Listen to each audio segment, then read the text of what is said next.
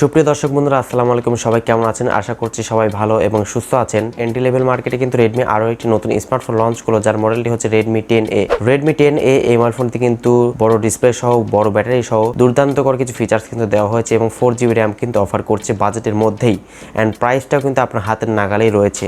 So অবশ্যই ভিডিওটি সম্পূর্ণ দেখতে থাকুন, অনেক এক্সাইটিং একটি ভিডিও হতে চলেছে। ভিডিওটিতে অবশ্যই লাইক দিবেন, আর চ্যানেলে নতুন দর্শক হয়ে থাকলে অবশ্যই চ্যানেলে সাবস্ক্রাইব করে রাখবেন অ্যান্ড পাশে বেল আইকনটিতে ক্লিক করবেন পরবর্তী প্রত্যেকটা ইন্টারেস্টিং ভিডিওর আপডেট সবার আগে পাওয়ার জন্য। চলুন শুরু করা যাক আজকের ভিডিও। তো ভিউয়ার্স, ফার্স্ট অফ অল আমরা এই ফোনটির ডিজাইন অ্যান্ড বিল্ড কোয়ালিটি নিয়ে কথা বলবো। ফোনটির ডিজাইন নিয়ে কথা বলতে গেলে কিন্তু ফোনটির ব্যাক সাইডে কিন্তু ম্যাট একটি ফিনিশিং দেওয়া হয়েছে অ্যান্ড ব্যাক সাইডে একটি রিয়ার মাউন্টের ফিঙ্গারপ্রিন্ট সেন্সরটা কিন্তু দেওয়া হয়েছে অ্যান্ড বাজেটের মধ্যে কিন্তু রেডমি মোটামুটি ভালোই ডিজাইন করার চেষ্টা করেছে অ্যান্ড ফ্রন্টে কিন্তু একটি ওয়াটার ড্রপ নচ থাকছে। ব্যাক সাইডে ফিঙ্গারপ্রিন্ট সেন্সরটা কিন্তু মোটামুটি ফাস্ট বলেই জানা গিয়েছে। প্রিয় দর্শক, এবার আমরা Redmi 10A এই মোবাইল ফোনটির ডিসপ্লে সেকশন নিয়ে কথা বলবো। ফোনটির ডিসপ্লেতে ইউজ করা হচ্ছে 6.53 ইঞ্চ এইচডি প্লাস রেজোলিউশনের একটি আইপিএস ডিসপ্লে এখানে পেয়ে যাচ্ছেন, যার রেজোলিউশন হচ্ছে 720x1600 পিক্সেলস। তো এই প্রাইস রেঞ্জে কিন্তু কেউই আপনাকে ফুল এইচডি প্লাস রেজোলিউশনের ডিসপ্লে কিন্তু প্রোভাইড করবে না। তো বাজেট বিবেচনায় ডিসপ্লে কিন্তু আমার কাছে মোটামুটি এভারেজ কোয়ালিটির মনে হয়েছে। তো ভিউয়ার্স, এবার আমরা Redmi 10A এই মোবাইল ফোনটির পারফরমেন্স সেকশনে কথা বলবো। এখানে আমরা পেয়ে যাচ্ছেন Android 11 এর সুবিধা এবং এর MIUI হচ্ছে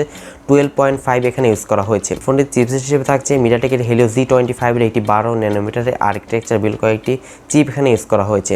তো এই প্রসেসর দিয়ে কোন ধরনের কাজ করতে পারবেন, কোন ধরনের গেমিং করতে পারবেন, এই ভিডিওতে লাস্ট অংশে আমি আলোচনা করছি। ফোনটি সম্ভবত একটি ভেরিয়েন্টে আসতে পারে, সেটা হচ্ছে 4GB র্যাম এবং 64GB ইন্টারনাল স্টোরেজ। একটি ভেরিয়েন্টে সম্ভবত ফোনটি আসতে পারে অ্যান্ড ফোনটিতে কিন্তু দুইটি সিমের পাশাপাশি আপনারা একটি মেমোরি কার্ড ইউজ করতে পারবেন, যেটির মাধ্যমে কিন্তু মোটামুটি আপনার দুইটি সিম কিন্তু ব্যবহার করার একটি সুযোগ আপনি পেয়ে যাচ্ছেন এই ফোনটি থেকে। এই স্মার্টফোনের ব্যাক সাইডে মেইন ক্যামেরা থাকছে 13 মেগাপিক্সেল একটি ক্যামেরা এবং এই ফোনটির ফ্রন্টে থাকছে 5 মেগাপিক্সেল একটি ক্যামেরা। ফোনের সামনে পেছনে উভয় ক্যামেরা দিয়ে আপনার সর্বোচ্চ 1080p 30 fps ভিডিও শ্যুট করতে পারবেন। তো ক্যামেরা সেটআপটা আমার কাছে মোটামুটি ভালোই মনে হচ্ছে, তবে ফ্রন্টে একটি ক্যামেরা রেজোলিউশনটা একটু ভালো হলে অবশ্যই ভালো হতো। এছাড়া ফোনেতে আনুষঙ্গিক যে সমস্ত বিষয়গুলো, যেমন loud speaker, 3.5mm headphone Jack, micro USB 2.0 charging পোর্টের সুবিধা এবং ফোনতে কিন্তু রিয়ার মাউন্টেড ফিঙ্গারপ্রিন্ট সেন্সরের সুবিধাটা কিন্তু আপনারা পেয়ে যাচ্ছেন। প্রিয় দর্শক, এট লাস্ট ফোনটি ব্যাটারি সেকশনে কথা বলবো। ফোনটি ব্যাটারি ইউজ করা হচ্ছে 5000 mAh ম্যাসিভ ব্যাটারি সেটআপ, যেটির মাধ্যমে কিন্তু মোটামুটি আপনারা 2 দিন মতো অনায়াসে চার্জিং ব্যাকআপটি পেয়ে যাবেন। যেহেতু full HD plus resolution display কিন্তু এখানে ইউজ করা হয়নি, একদম নর্মাল কোয়ালিটির ডিসপ্লে এখানে ইউজ করা হয়েছে।